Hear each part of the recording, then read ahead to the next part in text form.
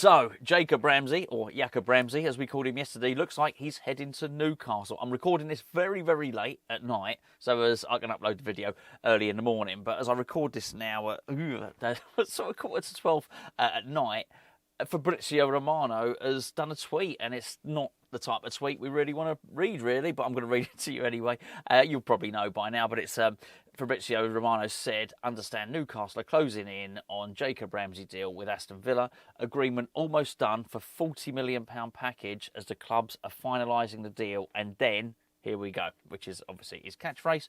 So despite West Ham approach, Ramsey only wants Newcastle, as the Newcastle move is now imminent. Right, okay. Well, little bit to unpack there, really. I think we'll start from the bottom upwards, as it were.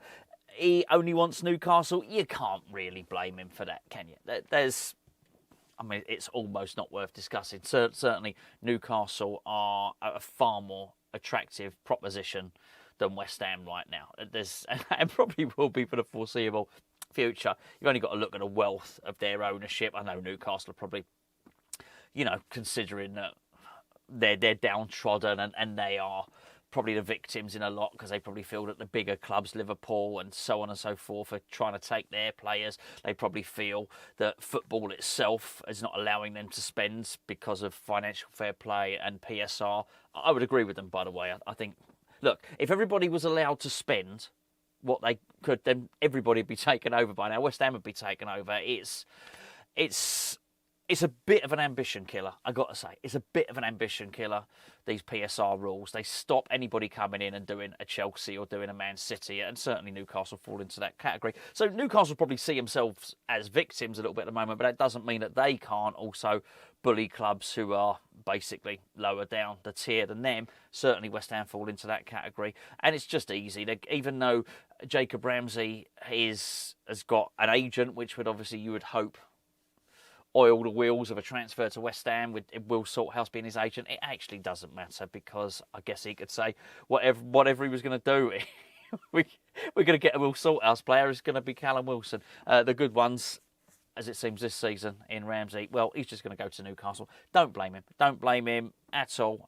Don't blame Newcastle for going for him. I don't know where he'll play for Newcastle, but I guess that doesn't matter, does it? Quite possibly he'll be a squad player there. Who knows? But good player. And they've certainly got a good one there. But this was someone that's very, very high on the list for Graham Potter. So this, make no mistake about it, this is a kick in the teeth. The next thing up is what Romano said, a £40 million package. We could have afforded that. Now, this is really interesting, because earlier in the evening, Florian Plettenberg, remember him? He was the guy that had close links with Tim Stuyton, and every time Tim Stuyton was about to negotiate a deal with somebody, he'd obviously leak it to Plettenberg. Plettenberg was first up for all of the last... Rewind 12 months ago, it was Plettenberg who was first at almost every single transfer. He was the guy. Anyway, so he has said a few hours before the Jacob Ramsey news came out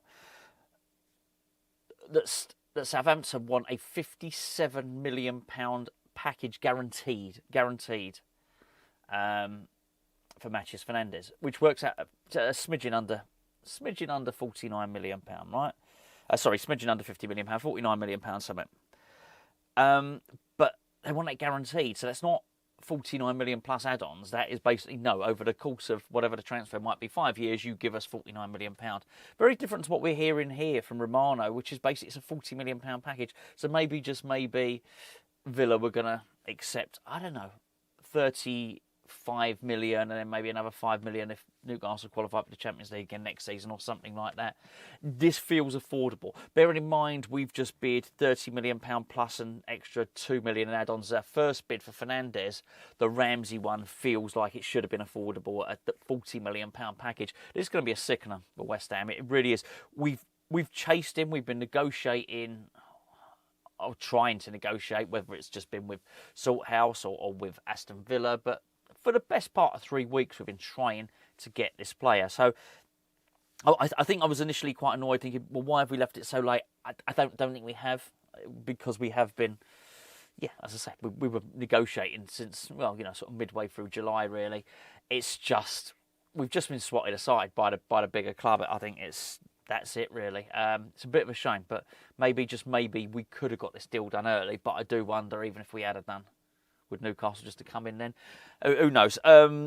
This has got to focus attention, though, now. This is really important that it focuses West Ham attention. Think, OK, right, well, this guy's gone. We're going to have to try and do this Fernandez deal. And that's not going to be easy because, well, as I'm sure you know, he scored last night. OK, it was only against Northampton Town. It was only in the EFL Trophy. But it was a good goal. It was a nice goal.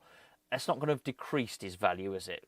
I know, yeah, right, you know, lesser, lower league opposition and all the rest of it. It shouldn't really have much bearing. But it will. What will happen is that will embolden Southampton even more to be more resolute and, you know, take no nonsense, as it were. Was interesting to listen to what Plettenberg was saying. All I would say is, because he was saying West Ham are still going to be in, West Ham are still going to try and push forward with this deal, and I think West Ham will.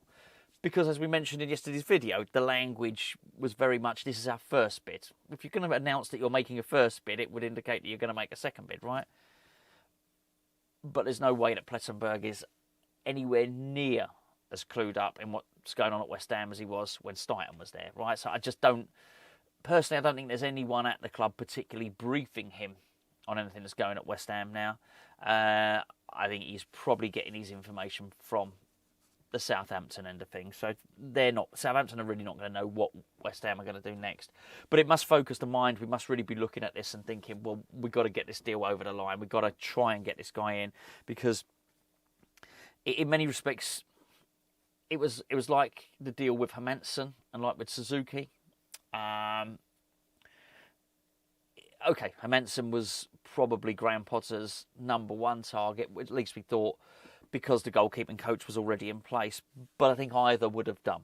What was clear was that John Victor was nobody's first choice. I think it's the same here. I don't know whether Fernandez was the first choice or Ramsey was the first choice. I think it was described that Ramsey was, right? But I think if you get Fernandez, that doesn't matter. And what he's telling, and I think this is really, really, well, you can look at it one of two ways.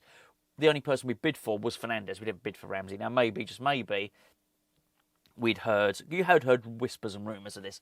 Maybe we'd heard a couple of days ago, there's no point bidding, he's not going to go. And we certainly would have had that access to that information because the Sullivans are so close to Will Salthouse, and maybe it was just Salthouse turned around to them and said, there's no point, he don't want to go. There you go. Bit of a shame, really. Bit of a shame. It is a big shame, actually, because I think he would have been a good player. I guess it's still relatively, there's 3 weeks left of the window, right? So I guess there's still time. But you probably want to start doing this stuff a little bit earlier, because you then got to move to your second choice or your third choice or something like that. And we just don't leave ourselves an awful lot of time to do that. It also looks like, I think one of the reasons we probably did wait was we thought we were going to offload players more than just Mohamed Kudus by now. That hasn't happened. So now if we're going to buy Fernandez, basically, if Southampton had accepted the £30 million offer for Fernandez, I think we've probably got whatever £20 million left over, or whatever the case may be. I reckon we would have had to dip into the overdraft. Bear in mind, we're going to dip into the overdraft anyway, which I think we could borrow up to £140 million on that overdraft. It's just a little bit annoying. We just should have used it anyway. If we're going to end up using it, what difference does it make us using it 3 weeks ago and trying to get the deal over the line? We need to do this now because, you know, look, it was a real high and it was a real, just felt good. It felt really, really, really good to nail that Hermansen signing and particularly at the price we got him at. And there was a lot of people at the time saying, just pay the 25 million. A lot of people saying that, and probably a lot of people are saying, just pay the £50 million now.